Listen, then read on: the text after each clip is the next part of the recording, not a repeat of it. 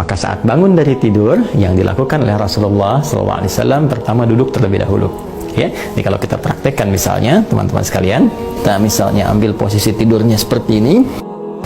Nah ya, nah kemudian setelah itu bangun, nah, tentunya ini boleh jadi ketiduran ya, peci dengan kacamata, tapi di luar yang normal kan peci kacamata itu terlepas ya.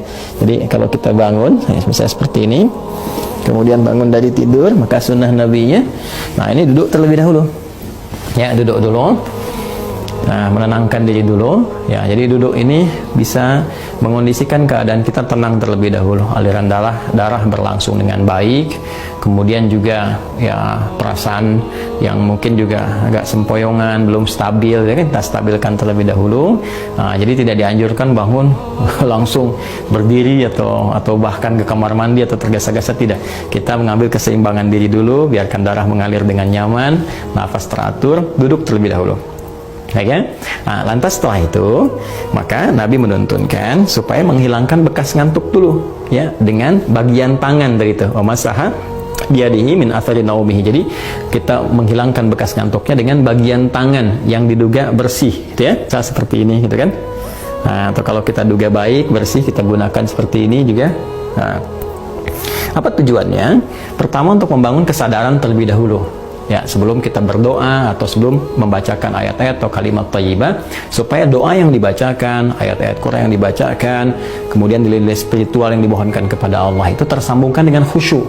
Ya, bisa khusyuk, bisa benar terasa dalam jiwa. Karena beda rasanya ketika Anda bangun tidur masih ngantuk berdoa misalnya, doa bangun tidur itu kan, atau baca beberapa ayat dari Al-Quran, itu rasa kejiwanya akan berbeda dibandingkan ketika Anda menghilangkan rasa kantuk ya, kemudian sudah mulai agak fokus, sudah lebih baik ya. Kadang-kadang kan ada yang baru begini bangunnya jam 3 kan, tapi yang begini tiba-tiba lihat jam udah jam 4 ternyata 1 jam nggak sadar begini kan. Nah, karena itu tidak dalam jeda yang lama, nggak pakai lama, jadi duduk, kemudian hilangkan bekas ngantuknya seperti ini ya, bisa demikian. Setelah kita duga cukup baik, kita hilangkan bekas ngantuk, maka di Sunan Abu Dawud tadi menunjukkan kepada kita membaca 10 ayat penutup di surah Ali Imran.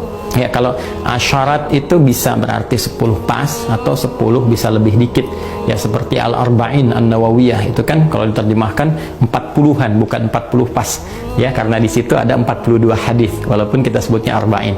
Di asyarat di sini bisa juga diartikan misalnya 10 lebih sedikit, atau misalnya kita ambil 11 lah ya, dari ayat 190 misalnya sampai dengan ayat ke 200 kan. Kalau kita hitung 190, 191, 192, 193, 194, 195, 196, 197, 198, 199, 200 kali 11 ayat ya.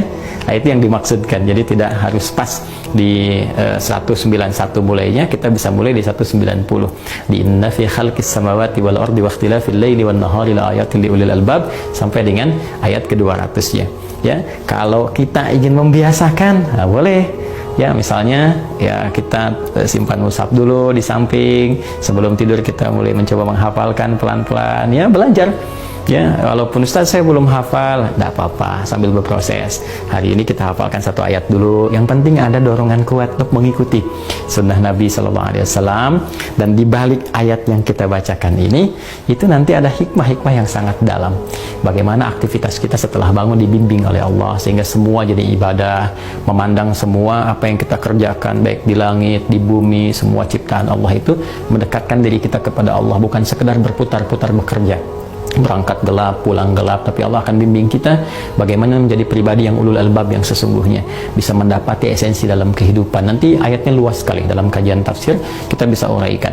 Jadi kita ambil dulu, duduk, hilangkan bekas ngantuk, membaca kurang lebih 11 ayat di penutup surah Ali Imran sambil belajar. Boleh 1 ayatnya. Kalau belum misalnya menghafal ya bertahap kita lakukan. Kemudian seperti kita ketahui ada doa juga kan yang sering kita bacakan ya. Masih ingat kan doanya? Alhamdulillahilladzi ahyana ba'dama amatana wa ilaihin nusyur.